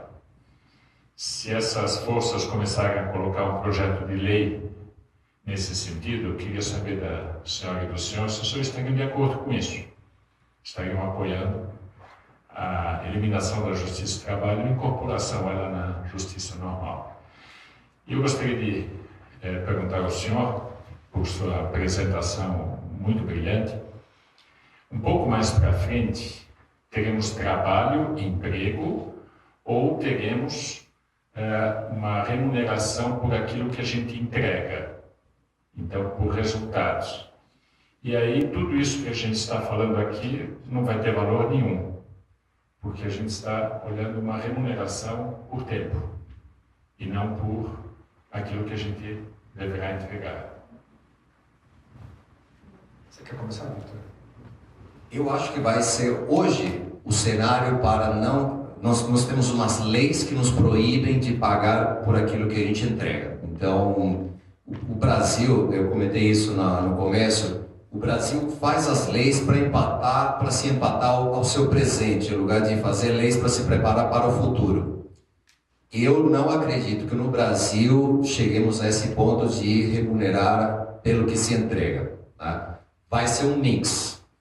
Seguramente vai ser um mix, e se consolidarem essas leis, será mais fácil pagar pelo que realmente se entrega. Ou seja, eu posso ter de fato um desenvolvedor, eu em paralelo sou sócio de uma empresa de tecnologia, e nós vivemos um paradoxo, ou seja, chego na minha empresa, olho 8 programadores, me pergunto o que eles estão fazendo ali, se eles podiam estar na casa deles, programando, se o que eu quero no fim das contas são estes códigos prontos no final do dia. Não posso fazer. Não dá para fazer.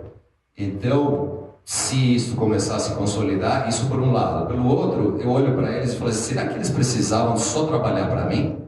Porque se ele conseguir entregar aqueles códigos, aquela programação, aquele desenvolvimento que eu estou solicitando para mim e para o meu vizinho, né, e eu pagasse só e efetivamente pelo que eu estou recebendo, seria muito mais desonerador para mim, muito mais honesto, mais justo, etc. Também não posso. Por quê? Porque eu não tenho amparo jurídico para fazer isso.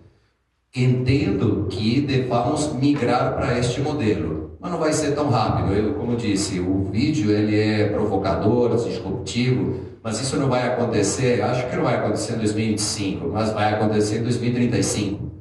Né? Eu acho que não vai ser possível tão cedo aqui no Brasil.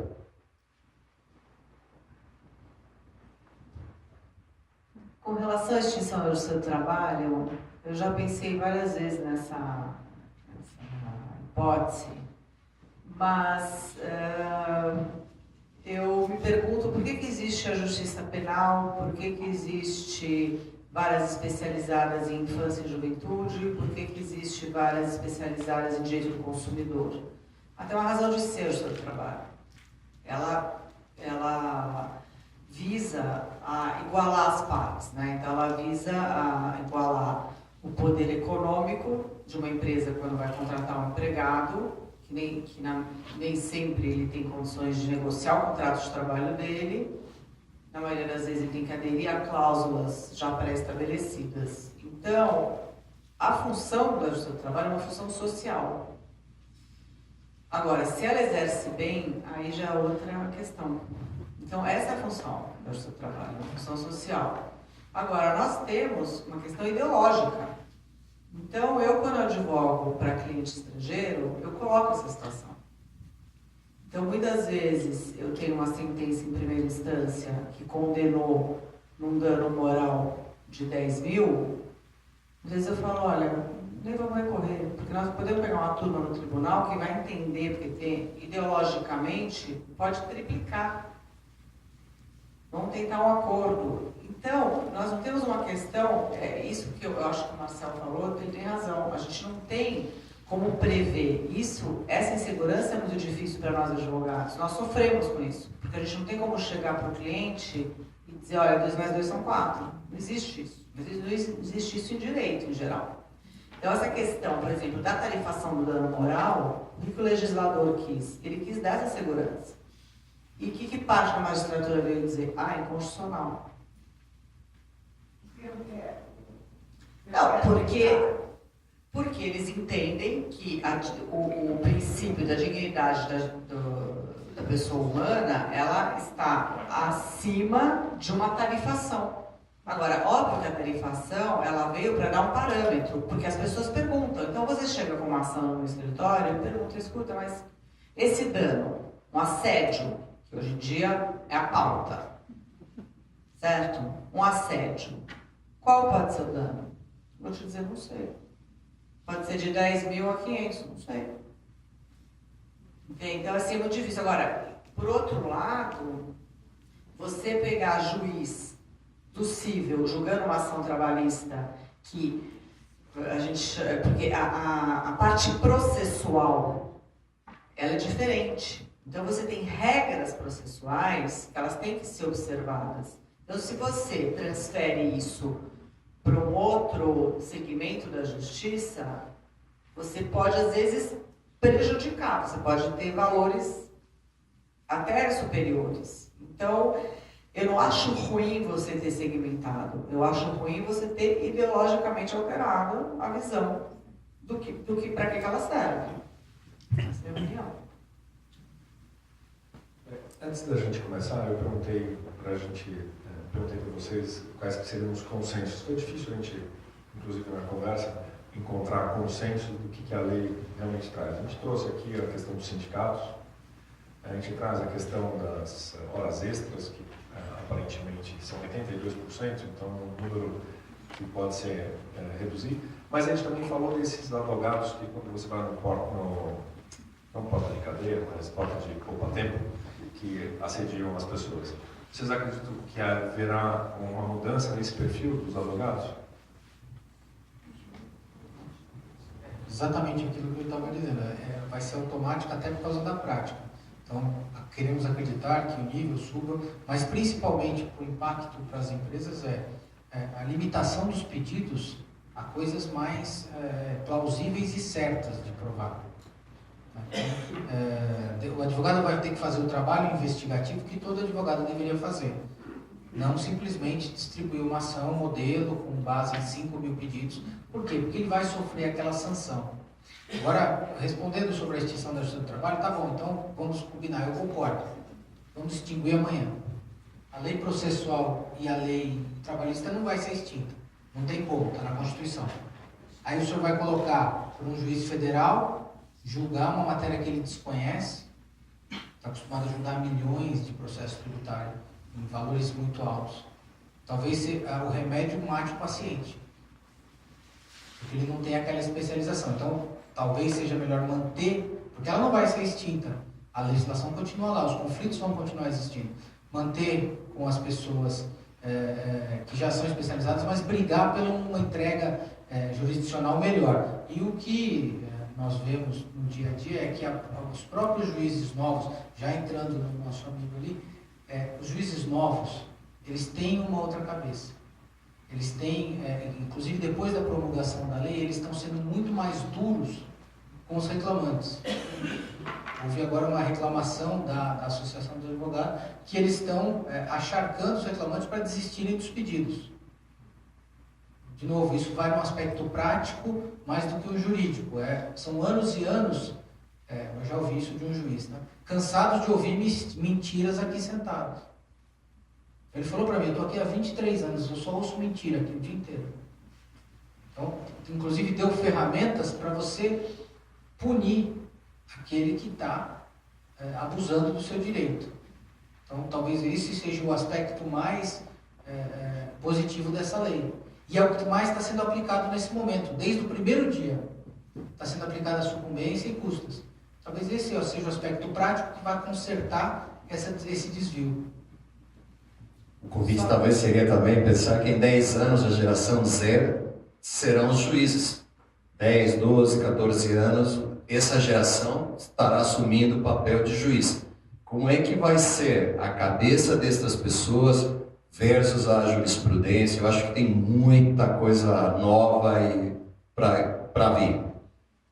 Eu achei muito interessante a sua colocação. Eu acho que a geração Z no Brasil, no estágio em que se encontra a educação é inviável, inexistente. Não existe educação nesse país que possa possibilitar esta geração Z. Então, eu acho que para a gente chegar na geração Z, nós vamos demorar se continuar desse jeito, essa falta de vontade dos nossos governantes de promover a educação. Eu acho que nós nunca chegaremos à geração Z. Na verdade, a geração Z é uma questão de a data que eles nasceram, né? O que vai acontecer é talvez uma defasagem da nossa geração Z com o resto da geração Z, que é a que, né, indica ou lidera o PEC, né, o grupo de tecnologias, etc. E isso seguramente uma coisa que é importante a gente pensar também, que é bem disruptivo. O que vai ser dessa massa que nós temos aqui de mal educados? Ou de não educados. Né? Eu prefiro não educados. Não educados. O que vai ser dessa massa? Porque a geração Z, existem muitos brasileiros de inteligência extrema e que já largaram o país há muito tempo, por falta de qualquer perspectiva aqui de promover uma geração Z ou de se desdobrar dentro dessa geração.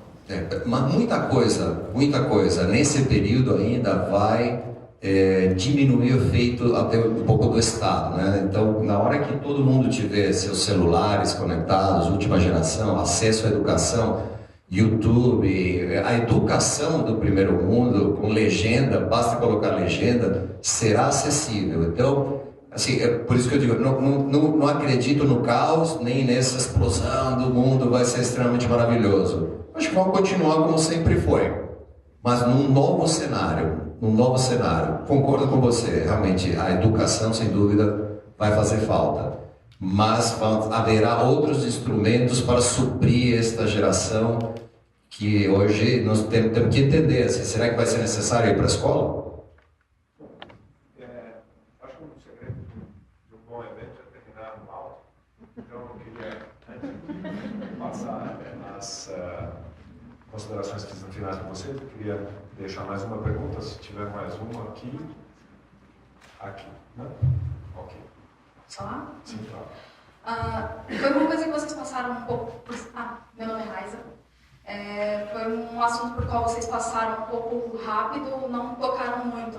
Mas, no meu caso, como empresa, eu vejo que muito dessa parte da reforma trabalhista, nós estamos trabalhando muito com a questão de benefícios, justamente por conta da geração Z, Y e obesidade todo, no caso, porque porque é uma forma de atrair esse novo profissional. Mas, na opinião de vocês, na visão de vocês, é realmente uma solução essa parte de benefícios, de premiações, que ela ajuda realmente a empresa a ter um uma saída, não uma saída, mas talvez uma forma de lidar com essas novas leis, na parte de pagamentos, de PNR, ou até mesmo a gente acaba às vezes fazendo esses acordos de saldo de horas e coisas assim, ou ela acaba atrapalhando ao mesmo tempo?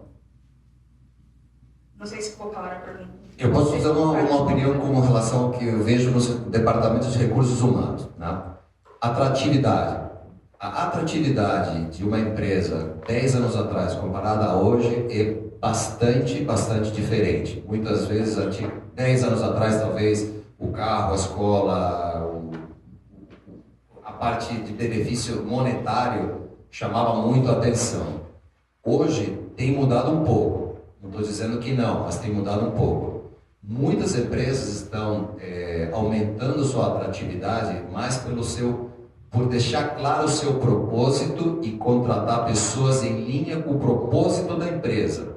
E se nós temos esse mesmo propósito em acordo, nós podemos passar a negociar todo o resto. Todo o resto pode passar a ser negociado. Então, eu acho que essa parte não pode ser deixada de lado. Não pode ser negligenciada para atrair pessoas para a minha empresa. Do lado jurídico, eu não saberia dizer. Eu só queria fazer um complemento da pergunta do senhor. Agora pensando, né, a pergunta aqui da Beate, que foi falado pelo Vitor, eu acho que se as relações, né, se você aumenta o nível de educação, você aumenta o nível dos profissionais e a forma como eles se relacionam e discutem seus contratos, eu acho que a extinção da justiça do trabalho, ela vai ser uma consequência, né? Porque a partir do momento que você tem como as pessoas negociarem de igual para igual, você não precisa dessa tutela do Estado para ir negociar, para vir te proteger e dizer o que você precisa. Então essa é uma decorrência natural, eu acho. A outra, e eu acho assim, vendo, né, essas questões, nem sabia que existia geração Z, estou um pouco atrasada. Mas... Lá pelo começo do abecedário. Estou lá no começo do abecedário. Mas essas novas tecnologias disruptivas que todos nós já convivemos e temos vários profissionais que já estão dentro dessa realidade, o que nós vemos hoje em dia é que cada vez menos as pessoas vão ter cargos nas empresas. As pessoas hoje em dia nas empresas, elas vão ter papéis, elas vão ser contratadas para projetos. Então, essa realidade toda vai mudar, né? Então, eu acho que vem de encontro com o que você está perguntando, e eu concordo com o Vitor, só que essa legislação, antes da medida provisória, ela tentou acomodar isso que você está dizendo, que é uma situação que vem antiga. Só que a medida provisória jogou um balde de água fria. Ela previa exatamente desonerar a folha e permitir que você desse. Outro absurdo que saiu a semana passada, nosso colega aqui tributarista, foi o CARF, o Conselho de Contribuintes, declarar que sobre o vale-refeição vai incidir INSS. Isso é o fim da picada. Então, você não tem só retrocesso na legislação trabalhista, você tem retrocesso na legislação tributária. Então, na medida que a legislação trabalhista tinha avançado, dizendo que algumas verbas que você te possibilitava agregar benefícios para o trabalhador sem onerar uma folha de pagamento, que você tem no mínimo 27,5% de INSS em cima, que é isso que onera a folha, porque quem contrata PJ não contrata para deixar de pagar a férias do 13º, mas sim para deixar de pagar 27,5%, veio a medida provisória 4 dias depois e acabou com isso. Bom, eu queria pedir para vocês, aproveitando, na verdade, agradecer pelo debate também, muito feliz porque é sempre um inesperado, muito agradável de ter esse debate. Agradeço a presença de vocês. Queria pedir para vocês só fecharem e espero que vocês tenham tido uma noite agradável, que a gente ainda tenha momentos aqui após o nosso evento. Quem quiser ficar para jantar, a gente tem aqui um espaço, lá no nosso espaço do clube que ficou lá atrás, para encerrar a noite com um bom jantar.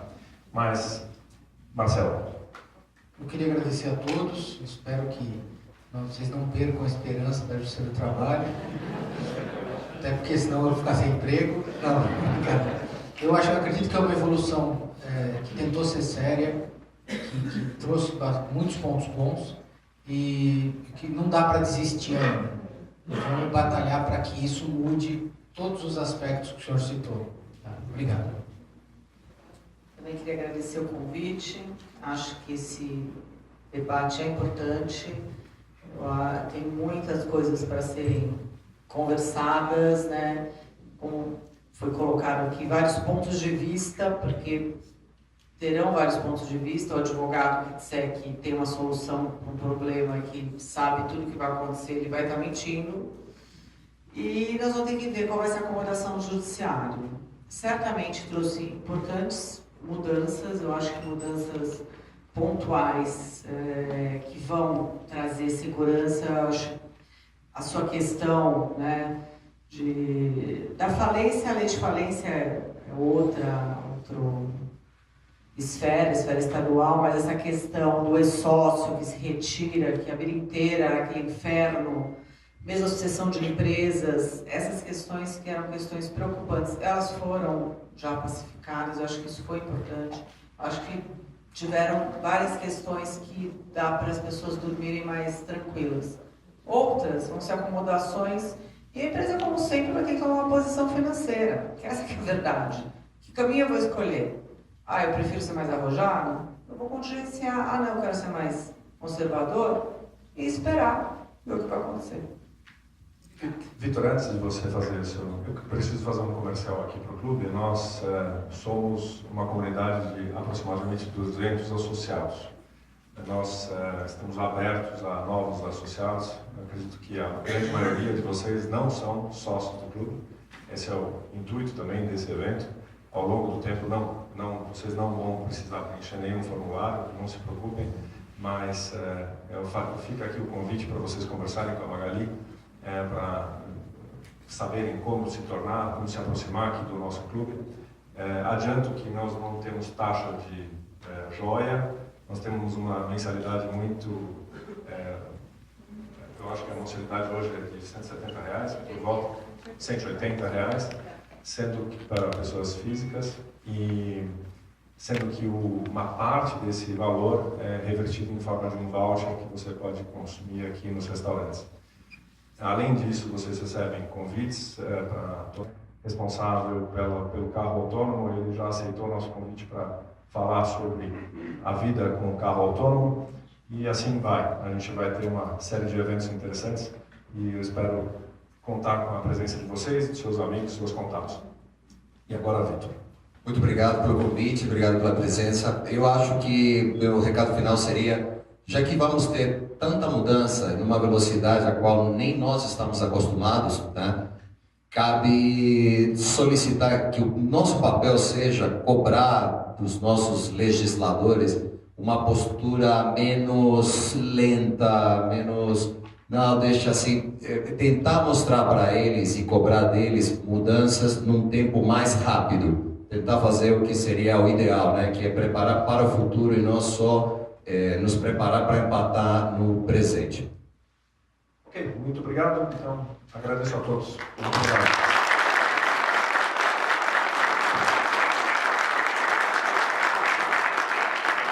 Obrigado, Magali, pela organização. Muito bom.